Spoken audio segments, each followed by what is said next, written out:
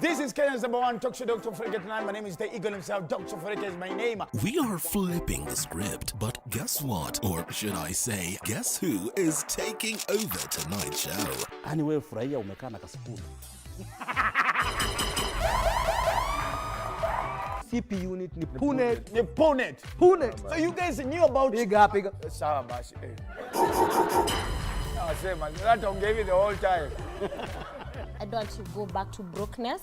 Never. I just love the high life. Siwezi taka kuimagine ati nimesota. You have to watch to find out. Tune in every Wednesday from 7:30 p.m.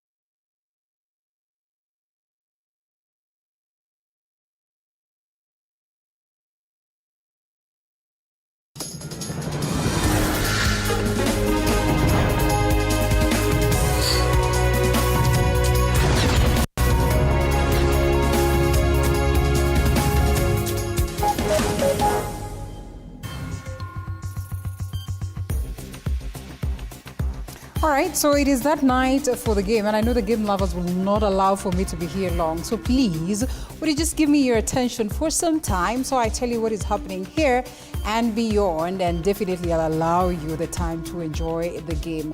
I mean, just what is football if you do not know what's happening around you? So this is TV47 Weekend Edition. Excited to keep you posted. Here are the highlights.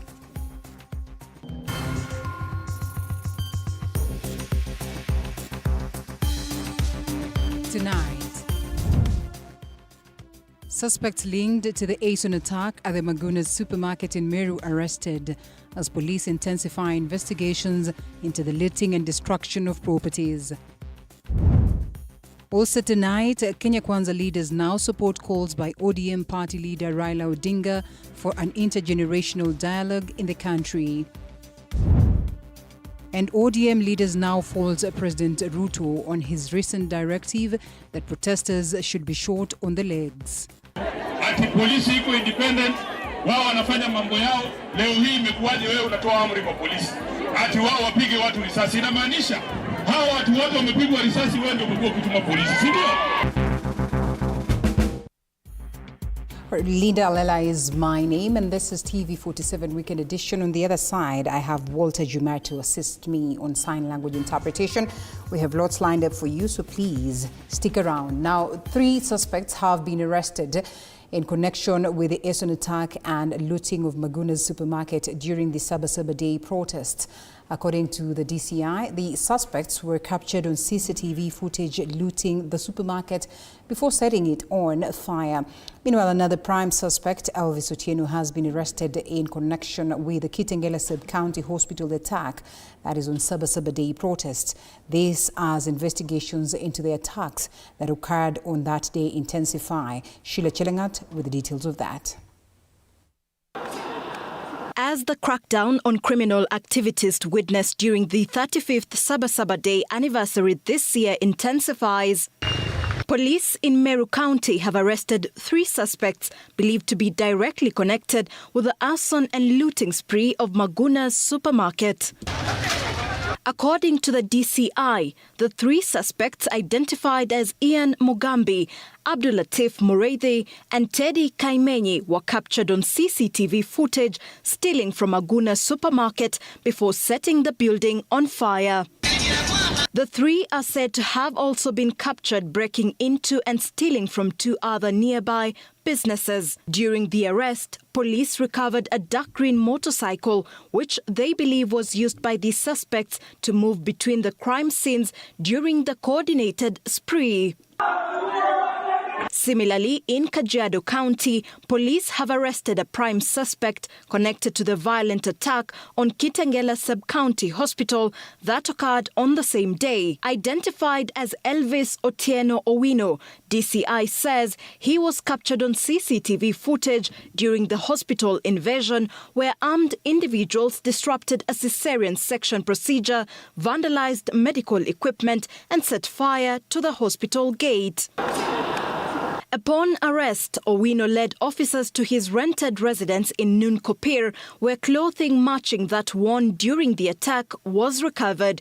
Authorities say they are pursuing other suspects involved in the hospital incident. These suspects are all currently in police custody, undergoing processing ahead of their arraignment, with authorities indicating that investigations are ongoing with efforts underway to identify and apprehend additional individuals involved in the attacks. Sheila Chelangat for TV47. Thank you, Sheila, for that. We know that these events have necessitated the question whether the country is at crossroads. Elizabeth Mutuko will be talking to the Prime Cabinet Secretary later on the broadcast so that he tells us his view on where we stand as a nation. But that aside, the People's Liberation Party leader Martha Karua now says the opposition's main agenda would be to find the strongest candidate for the 2027 general election in efforts to unseat President William Ruto for what she terms as change. Karua, in the company of former Deputy President Rigathi Gachagua, while attending a musical concert in Seattle in United States of America, that is Saturday night, expressed the importance of unity amongst opposition leaders, even as they strive to find the best flag bearer to challenge President William Ruto.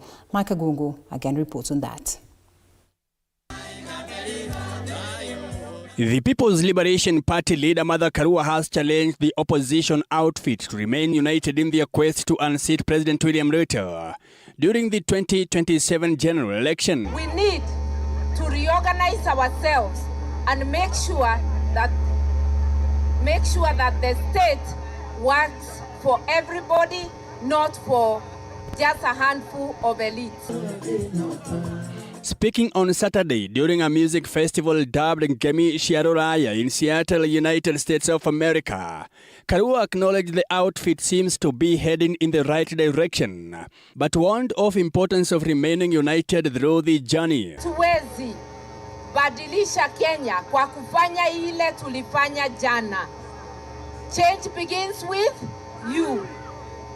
If we desire a better Kenya, we have to look for better leadership, not leadership that resembles the leadership that is there. If chosen to carry the People's Loyal Opposition Coalition's flag, Karua reaffirmed that her candidature will be a winning ticket for the opposition. Kazi yetu is to unite and liberate. Lakini muhimu sana, unity of purpose. Hakuna chama moja au mtu moja ataweza komboa Kenya bila wenzake na bila Wakenya wenzake. Karua was accompanied by former Deputy President Rigathi Gachagua, who asked diaspora residents to remain calm as the team works to bring change in the country. So whoever becomes a flag bearer will be supported by everybody. Kwa kifupi sana tujiulize, Kenya ni nini tunahitaji? Mike Kagwango, TV47. Still on politics, Deputy President Kithure Kindiki has once again taken his empowerment program to Kiambaa constituency Barely 3 months after he visited the area for the same program, 2027 elections took center stage, with the DP highlighting the completion of the Kiamba Kenya Medical Training College KMTC and other projects as the legacy that should lure the Kiamba community to vote in Ruto for his second presidential term. They have also expressed support for the recently proposed national conclave by ODM chief Raila Odinga. Barely 3 months after the Deputy President Kithure Kindiki visited Kiamba constituency in Kiambu County for an empowerment program, on Sunday he visited the area yet again for the same program. This time around, equipment to empower the community, among them motorbikes, sausage trolleys, and a whopping 3 million Kenya shillings donation by President William Ruto, were among the goodies that the Kiamba community reaped from the empowerment program by Kindiki.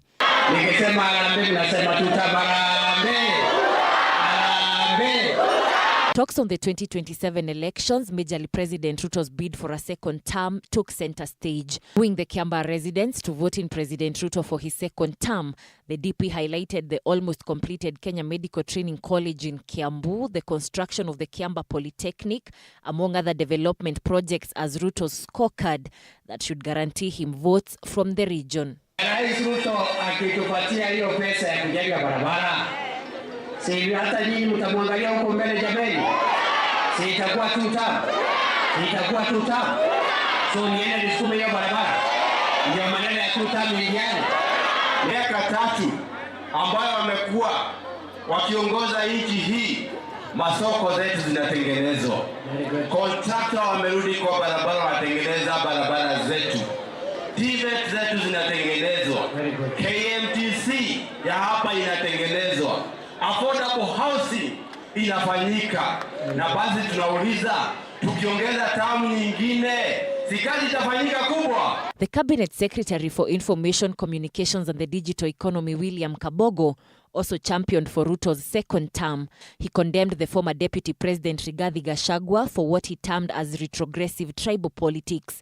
Kabogo further alleged that Gachagua was hounded out of government for chasing personal interests and not those of the Mount Kenya region. Hapa kuna Waluya na kuna watu wanataka kutuletea siasa ya mambo ya ukabila. Si mimi nimeongoza hapa mwaka 5. Niliwajengea hospitali sikujenga. Niliweka dawa sikuweka. Ilisemekana ni ya Wakikuyu peke yake. Sasa huyu fala. The majority leader Kimani Ichung'wah advised the Kikuyu community to disregard Gachagwa's call of joining the opposition. According to Ichung'wah, the Mount Kenya region voted in the government of the day, and as such, they should reap the benefits. He further castigated the remarks by the opposition that Kenya Kwanza MPs will not be voted in for their second terms, advising constituents to vote on merit. Wote huko wanasema William Ruto aendelee kuunganisha Kenya. Aendelee siendelee. Na wanasema huko ni 2 term. Kiamba mnasema aje? Tulisikia wao wakisema ule mzee mzuri anakuanga 2 term. Hata kwa nyumba hakubaliwi. Si hiyo? Si hiyo mlisema? Hata kwa nyumba anafukuzwa. Sasa hapa tunasema ni 2. Tunasema ni 2. Mudavadi Brenda for TV47, Nairobi. Elsewhere, ODM party leaders led by Secretary General Edwin Sifuna have slammed President William Ruto over his recent sentiments directing police officers to shoot to maim protesters during demonstrations. The leaders who spoke in Kabuchai are now demanding that the president apologizes to Kenyans, as Chichi Josephine details. Speaking at Harambe event to empower women's groups in Sekosi village in Kabuchai constituency, the leaders led by Edwin Sifuna have called on President William Ruto to apologize to Kenyans for the remarks he made recently, ordering them to shoot protesters in the leg. Rais mzima anasimama anaambia polisi ati ukiona mtu anaandamana wewe piga yeye risasi ya mguu. Mimi kama kiongozi pale Nairobi nimeenda Kenyatta wakati baada ya maandamano kuona watu ambao wamepigwa risasi kwa mguu. It is not something you want to wish on anybody. Hiyo maneno uliongea ni mbaya. You must apologize to Kenyans. They have also accused the National Cohesion and Integration Commission of being biased in failing to take legal action against President William Ruto and Belgot Member of Parliament Nelson Koech over their utterances. Na mimi najiuliza, kuna mashirika hii Kenya kama NCIC, kazi yao ni kuita viongozi kama Sifuna kutuharas huko ati tumesema mambo mbaya. Sijaona wakiita watu wa UDA na marafiki wa Ruto waende wakajibu mambo ambayo yanasemwa pale. Wewe kusema wapige watu risasi mguu, it is unconstitutional. They have also accused the president of interfering with the operations of police officers, which they say is not among his mandates as the president. Ati polisi iko independent, wao wanafanya mambo yao. Leo hii imekuwaje wewe unatoa amri kwa polisi ati wao wapige watu risasi? Inamaanisha hao watu wote wamepigwa risasi, wewe ndio umekuwa kutuma polisi, si ndio? In Murang'a County, opposition leaders led by Embakasi East Member of Parliament Babu Owino have called on the president to lead the nation without using force and accept criticism from the Gen Z. To our president, His Excellency Daktari William Samoei Ruto, the main reason why you looked for power and you are voted in is for you to be a better person and to better lives. If you give instructions for people to be shot on the legs, if you kill everybody, who will you rule? Chichi, Josephine, TV47, Nairobi. Tumpigie makofi twende township. Thanks, Chichi. Now, the Independent Electoral and Boundaries Commission, IEBC, has condemned recent political statements alleging election malpractices, calling them reckless, misleading and harmful to Kenya's democratic process. A statement, the Commission warned that such statements made outside of an official election period risk inciting unnecessary public anxiety and undermining trust in electoral institutions. According to IEBC, the position is consistent with the 2022 Supreme Court decision issued in a petition which outlined the limitations of the Commission's enforcement powers outside of a declared election period.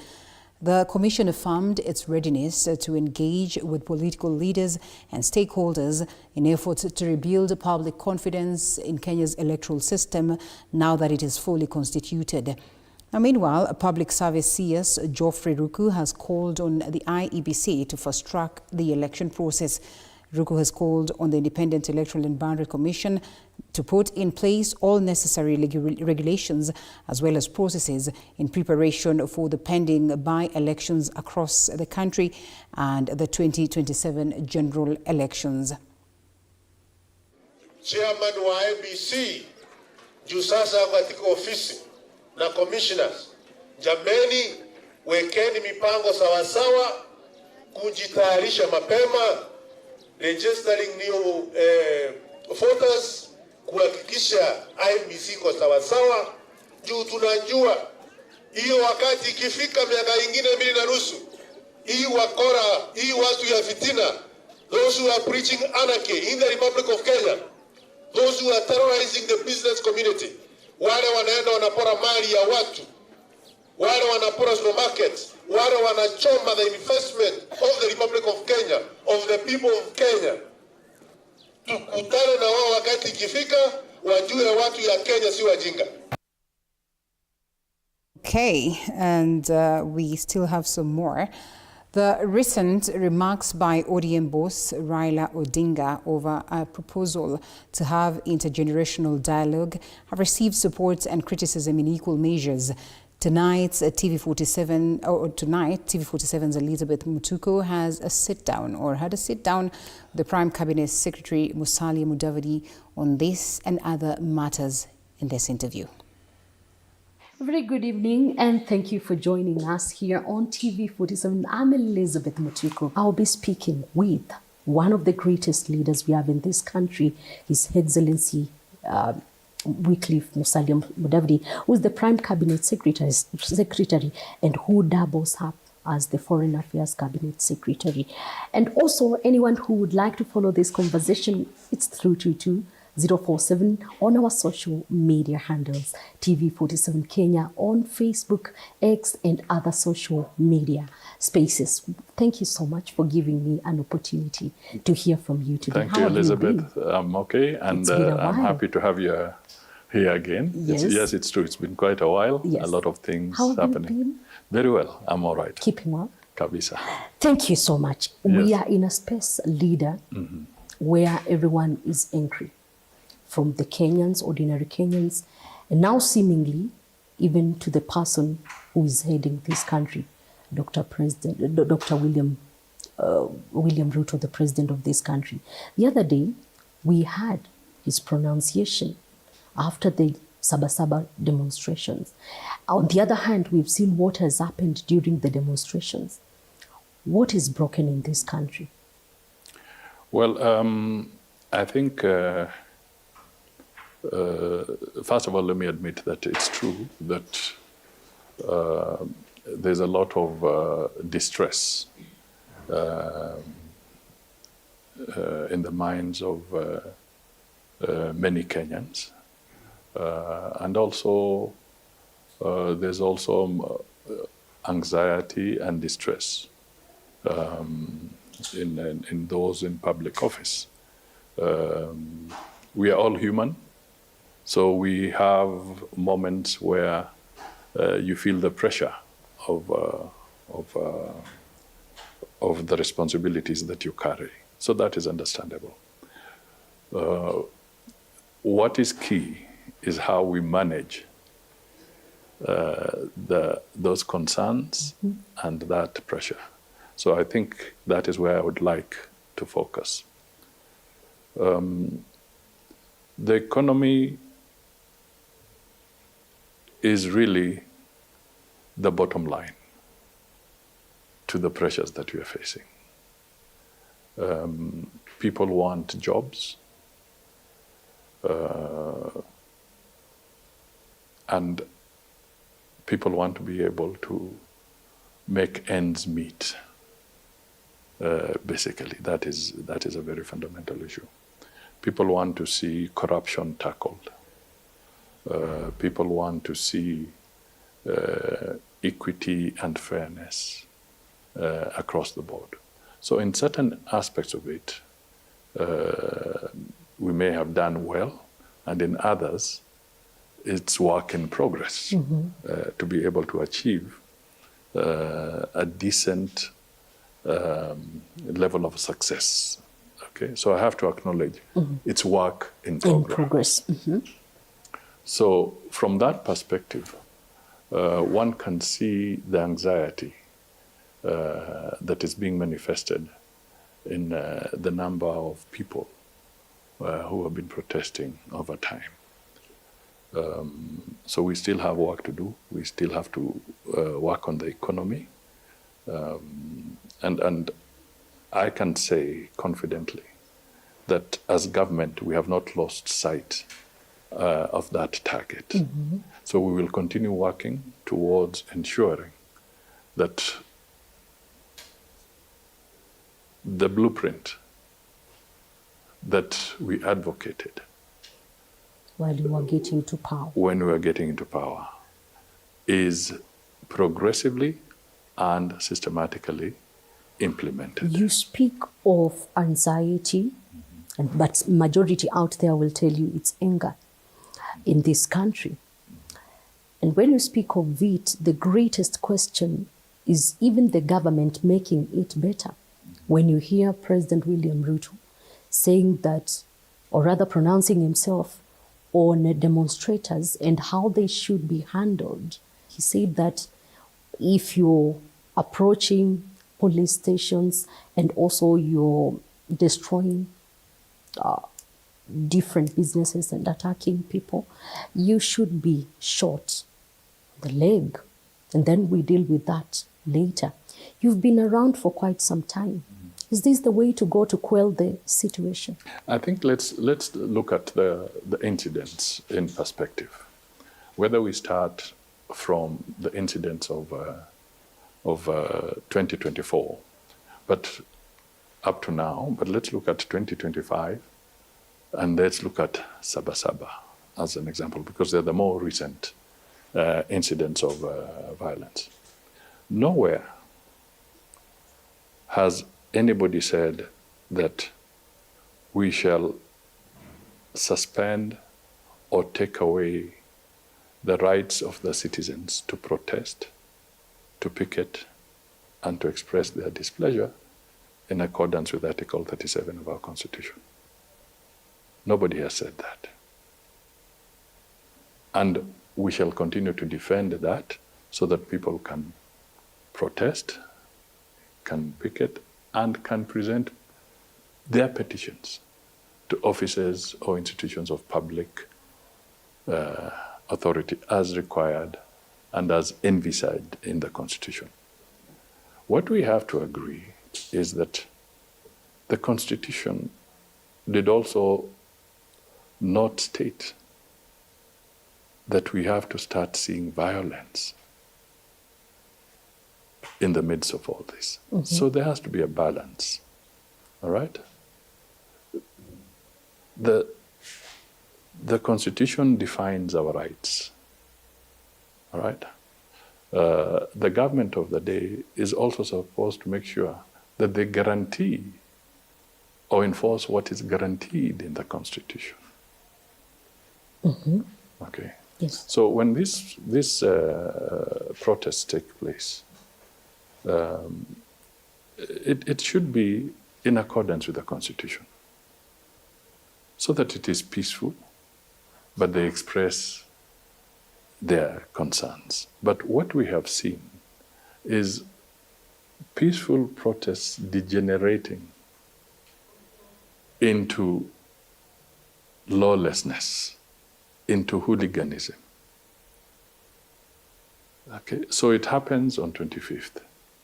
There is a measure of restraint, but also conflict. Mm-hmm. The organizers don't want to really identify themselves. Mm-hmm. They don't want to come forward properly and take responsibility. But in the process, innocent people are getting hurt, both physically, and in some instances life is being lost, but also other people who are toiling to make a livelihood are having their sweat or the proceeds of their sweat being ruined, damaged, and destroyed. So there's a measure of guilt that needs to be handled, and a measure of anger that needs to be handled from both sides. Mm-hmm. Okay, so this was an expression of frustration by the president. Yes, saying that this is getting out of hand. But do you agree with him saying that the protesters or whoever? I think let's take it that he was kind of, in my view, he's trying to say, what kind of message do you people want to understand?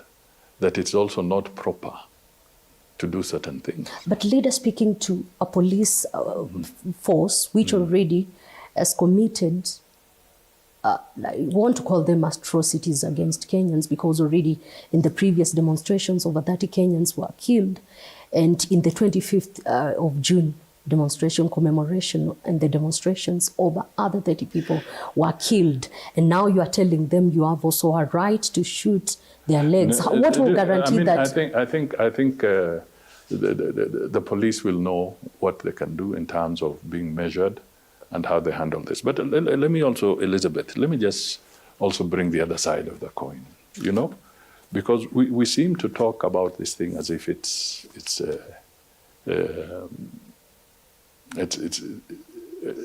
that simple. It is not. Let me put it this way, for your record. On Sabasaba alone, just as much as other civilians lost their lives, please put it on record that also 2 policemen and we agree it's unfortunate. Okay, were killed. 496 police officers were injured and are also facing treatment. Okay, 9 police stations were raided and damaged. As we speak, 6 firearms are missing from these police stations. Taken away. In whose hands are those firearms? Nothing can... Let's put this so that we have a holistic conversation, because the information I'm giving is information that also needs to get to the public in equal measure, just the way the data you're quoting is coming out. It's also important that Kenyans understand that there is something. Out of these firearms, when you raid a police station, there are 2 issues why you're raiding. Either you want the firearms, or you're going in perhaps with an intention to actually free criminals or something. Let's face it. Why would somebody raid a police station? In a whole protest, you don't raid police stations. But majority of Kenyans who have been killed during the demonstrations, some of them either stray bullets, or even while they are demonstrating, in the recent past, we saw that. But let me go to the other side of it. Yes. And then equally, 16 government institutions were destroyed, including the law courts in Kikuyu area, with all the records, exhibits, evidence that is there for people who are seeking justice on other matters. And then, over and above that, the most despicable, people going in and beating up people in a hospital. And that is why I'm asking. So this anger, people are justified to be angry if there are no jobs. But I don't think it's proper, just as much as it's not good for people to be shot. It's also not proper for people to go and raid security installations. I agree with you to that bit, that police officers don't even deserve. They are human beings like it is with civilians. But now with the pronunciation of president, after one is being shot on the leg, how can we even be sure that they're going to survive? As he said, to face the court. Is this even the right thing to say with a country which is facing a lot of anger? I think we all need to take a step back, one step backwards, and reflect on whether the country is on the right trajectory. And I must admit that now I've started seeing something that was not apparent for quite some time. I've noticed editorials in some of the mainstream newspapers are now beginning to say that you people, this is not the way forward. For those in the public space, let's listen a little more. For those who are angry and protesting on this other side, let us be realistic. The approach we are pursuing at this point in time is not yielding the kind of results that may have been anticipated. Let everybody take a deep breath and step backwards a little and reflect so that we can move together as a country. There is the question of goonism in the recent demonstrations from the Gen Z, after Gen Z protests, and where we are, even the Sabasaba demonstrations. And this is coming also in the wake of some leaders alluding of tribal cards in the process of demonstrations. what needs to be done? Because this is a reality we are facing. We've seen people losing their properties through looting, destruction in different areas. We had the former Deputy President Rigathi Gachagua insisting that the central region has been targeted. And we've seen the hashtags which are being pushed. First of all, let me just say this. Tribalism should be discarded. And we should never work on the basis of tribal politics. I, for one, am a politician who does not entertain tribal sentiment. And there's the famous politician who was vice president of Kenya in the name of Michael Omalo Kijana. Michael Omalo Kijana said, when you go to the negotiating table, he would come with clean hands, but there are people who would come with hidden cards under the table. So we must flush out, in my view, from both sides, who is playing the tribal card? Who in our political landscape is roaming the streets and waving a tribal card?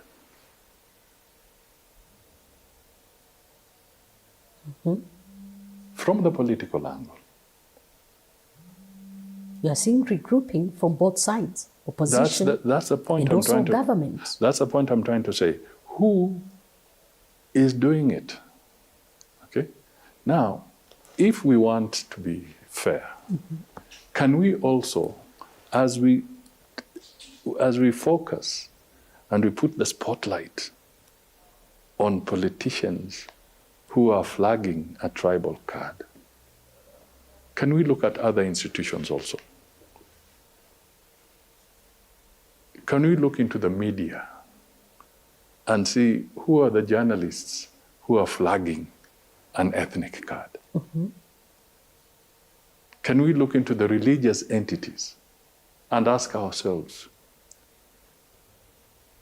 who are the tribalists dressed in robes? And that is why when religious robes. I'm starting this interview, I started by asking you what is broken. What we are looking at is we need to reflect, we need to look at our civic and moral fiber. Okay? Let me put it in an interesting way. We talk of climate change. Okay? Perhaps we need something that is now, what is the change we need from the moral perspective? Okay? What do we need to look at? Okay? So when we say that there are ethnic supremacists on rampage, ethnic supremacists on rampage across the political divide and across our institutions. I think institutions like the National Cohesion Commission must call them out. I think the press must call them out. President William Ruto, I remember when he was ascending to power, the greatest thing, he said that we will ensure that we work together as a country. And even after broad-based government, he said that he's out to unite the country towards a united country.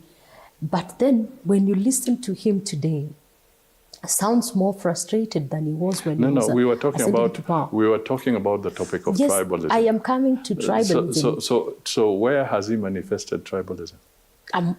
That is where I'm coming. And that is why I'm saying when you see him today in all regions of this country and the other brigade calling them characters, is he really uniting the country in a certain direction? He's talking to them as personalities. Okay, he did not call them as tribal. President Ruto has not called anybody tribal. He has not used anything that says wewe Mluya, wewe Mkamba. He has not. Right? He's talking about the behavior, the disposition of individuals, not of communities. Okay? So let people not try and hide behind their communities. Speak to the issues.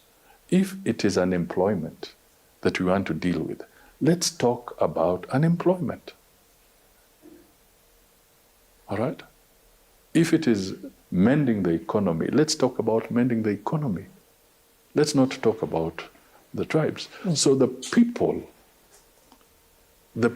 who are beginning to drive a tribal agenda, whether they are affiliated to government parties or they're outside, are completely out of order, and they should stop doing that to this country. You agree that the tribal card has to be dropped? It should never have been picked up. It should not even exist.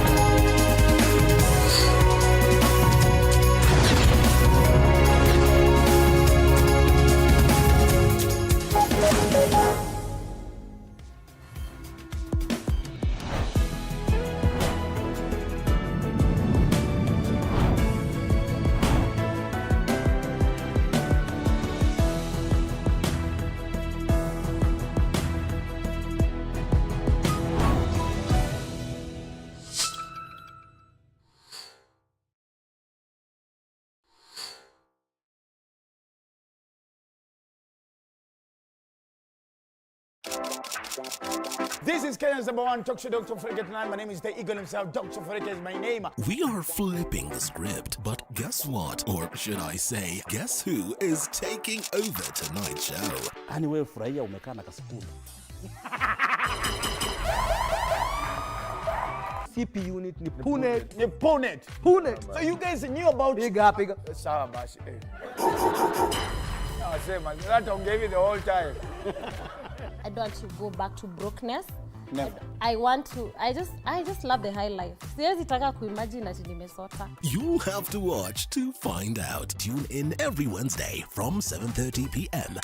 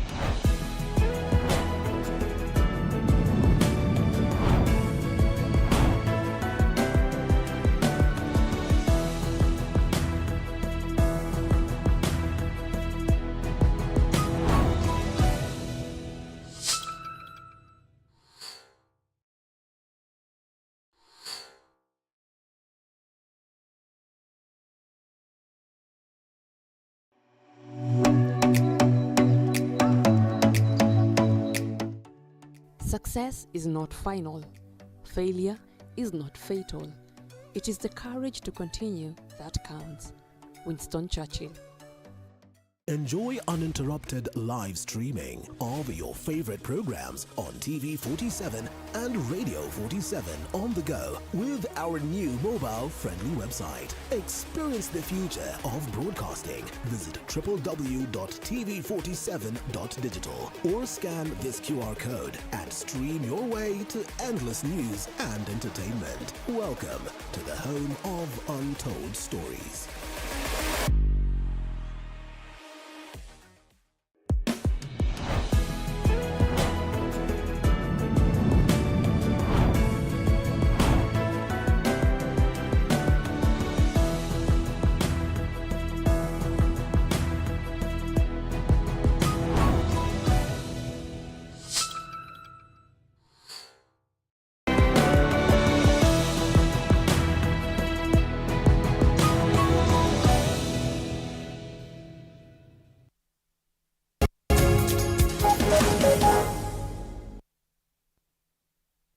President William Ruto has spoken of this government attempts to overthrow the government.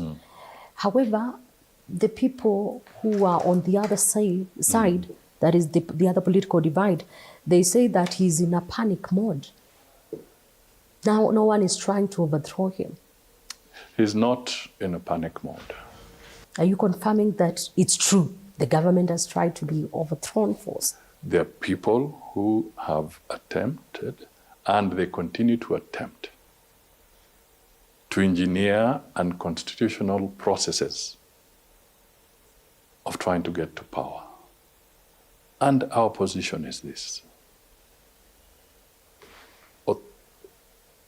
The opportunity, the privilege to serve comes through the ballot, and it is exited through the ballot in accordance with our Constitution.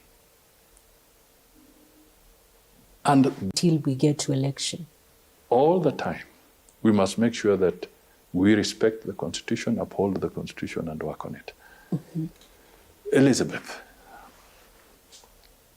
if we look at where we are going, we are midway after an election. Midway. All right? Whether we like it or not, the Constitution is definitive on the date of the next election. Criminal system has also got to go up to the judiciary. All right? Because I don't know if you remember, as we were facing the chaos of the 2024 budget challenges last year. Protest, yeah. Okay?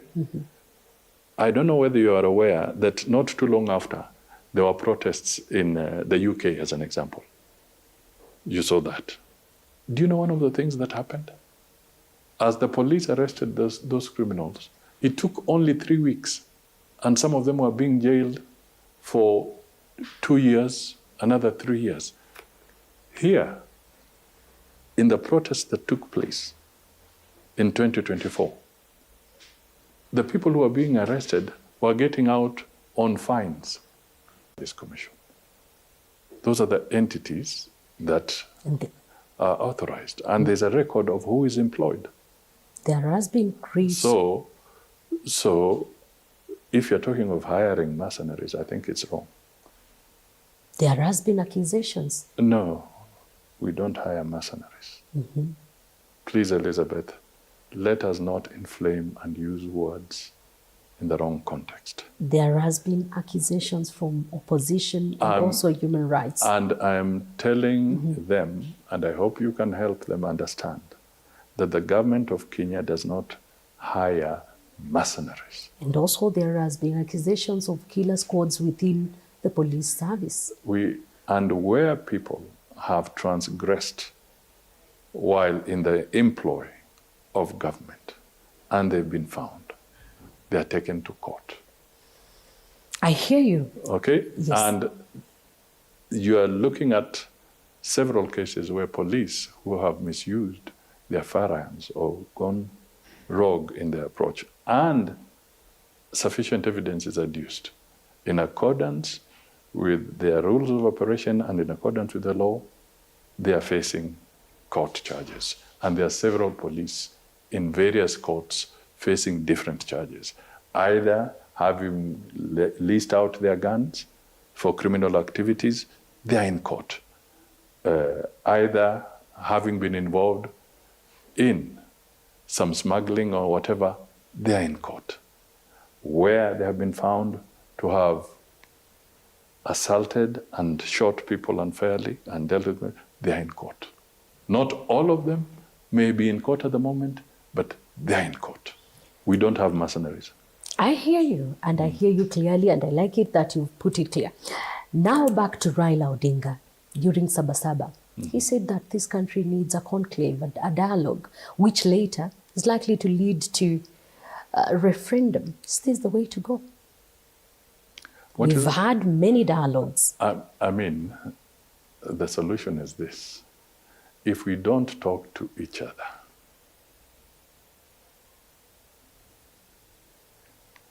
we will now graduate to talking at each other. And then we will graduate from talking at each other to fighting with each other. So the logical thing is to have dialogue. Intergenerational dialogue. You can now talk about the form, the format. That is what we can talk about. But I think it is always important that we resolve our issues through dialogue. Even as you agree to dialogue, who is this person who will lead this dialogue? Owing to a reality of mistrust in this country. That's the point I'm trying to say. Let us debate on what should be the form and the format of such a dialogue. Are young people even willing to hear of dialogues? Because in the beginning of this government, we saw the dialogue. But you see, the alternative is painful. The alternative is painful. The alternative is losing lives in skirmishes that we do not have, we do not want. Sorry, skirmishes that we do not want. That's the alternative. So let us be rational people and let us dialogue. No matter what kind of pressure you have, it is always important to have a conversation in order to find the way forward. The government continues to ignore public discontent over matters economy and how to reconcile this optimism with the grassroots. How are you going to do that? We've also heard arrogantly some of the leaders insisting that President William Ruto cannot be a one-term president, no matter what happens. The only time that these decisions will be made is when we get to the ballot. Okay? We shall get to the ballot. But if you had to ask me, as an individual, Musalia Mudavadi as an individual, I will tell you this, that my position is that President Ruto is going to be re-elected. Why are you so confident? Because he's making the hard decisions now. And by the time we get to the election, the fruits and the benefits of the tougher decisions being taken now will begin to manifest themselves. With the anger and disconnect, do you think Kenyans are going to see things from a different perspective? Let us cross the bridge when we get to the ballot. In the Western region, you're one leader who has been seen as the kingpin in this region. Also, there are other leaders who are coming up, including the Tower movement and other leaders who feel it's time for this leadership and the leaders who have been there to give them also an opportunity to lead this region. First of all, the thing you're talking about, is it a registered party? It's a movement. What is the record of this movement? Is it registered somewhere? Is it, or is it just a word that is on the people's, somebody has spoken to? So please, let me not respond hypothetically. Let us respond to what is registered. Yeah, this is not a registered entity. So it's neither here nor there. Yes. But do you agree that also the leaders who are cropping up from the Western region need to be also considered? You see, You see, when I entered politics, I entered at the age of 28. There were other leaders who were older than me and working and operating in that area. I did not wake up in the morning and say, make way for me. I continued to do my job, to develop, and to work. Mm-hmm. Those leaders did not obstruct my career progression. Mm-hmm. Okay? Yes. So these leaders who want to enter politics, Mm-hmm. they are free to do so, and I encourage them to do so. And if they want my mentorship, my advice, I will give it unconditionally. If they seek a hand. But they should know that I do not stand in their way. You are one great leader who has criticized ethnic politics. Correct. Yet your influence stems from Luhya solidarity and the Western region at large. How do you balance the contradiction while advocating for national unity? Everybody is born somewhere. That is why... Everybody is born somewhere. You don't test my patriotism or my nationalism on the basis of from where I was born. It is on the basis of how do I engage and work with other Kenyans. That is the measure that you should be looking at. So having been born in one part of the country or the other, I could have been born in the coast, I could have been born in Mount Kenya, all right? So that one does not arise. I'm very nationalistic. And I've always told people, perhaps the most simple way for us to really appreciate how ridiculous tribalism is when you go to a hospital and you need some blood and probably you're in a critical condition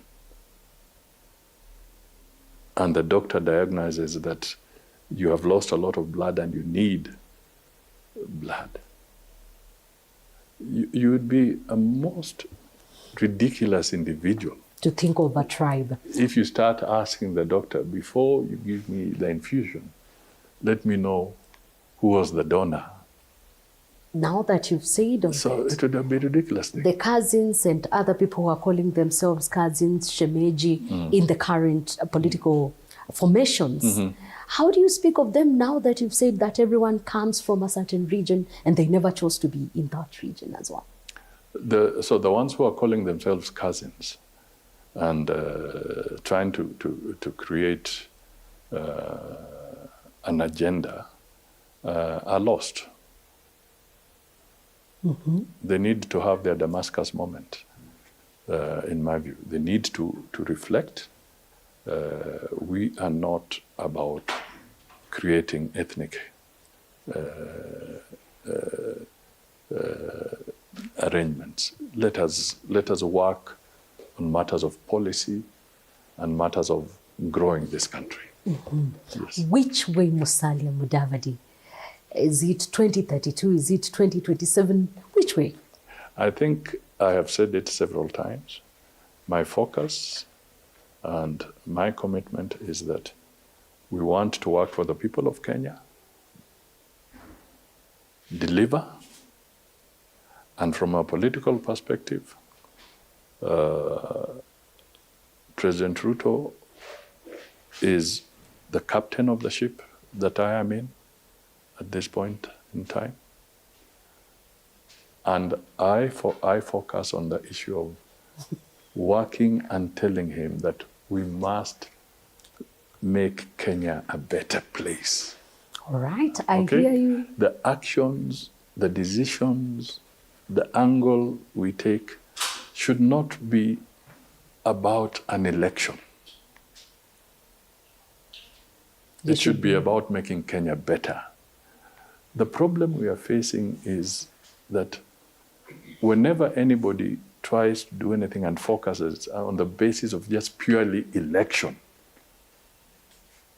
we are delaying the progress of Kenyans. Okay? And these are some of the reasons that are bringing young men and women to the streets. Because we came from election and went to politicking. Not only that, because people delayed in making critical decisions. Okay. That is the issue. People delayed in making critical decisions. They were doing what was politically convenient for them at the moment, rather than making decisions that will transform the country. Okay. Thank you so much, leader. Your last word to the people who have viewed you today. I know I can speak to you the whole day, and time is never enough. I think what we really must realize is that one, at the end of the day, there's nobody who will protect Kenya, grow Kenya better than Kenyans themselves. It's a clarion call. Okay. Nobody. Thank you so much. And we must invest in ensuring that we work together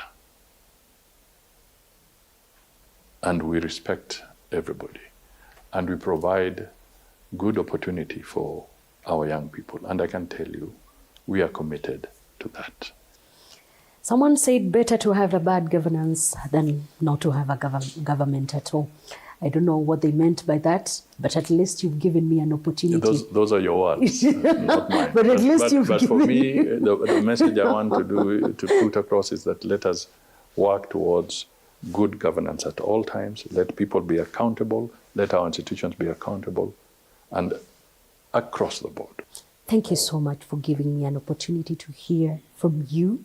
Again, I say there comes a time we need sobriety, and I know you bring that on board. Thank you so much, His Excellency. Thank you so much for watching TV47. It has been a special program with His Excellency Musalia Mudavadi, Prime Cabinet Secretary. I am Elizabeth Mutuku. Keep it TV47.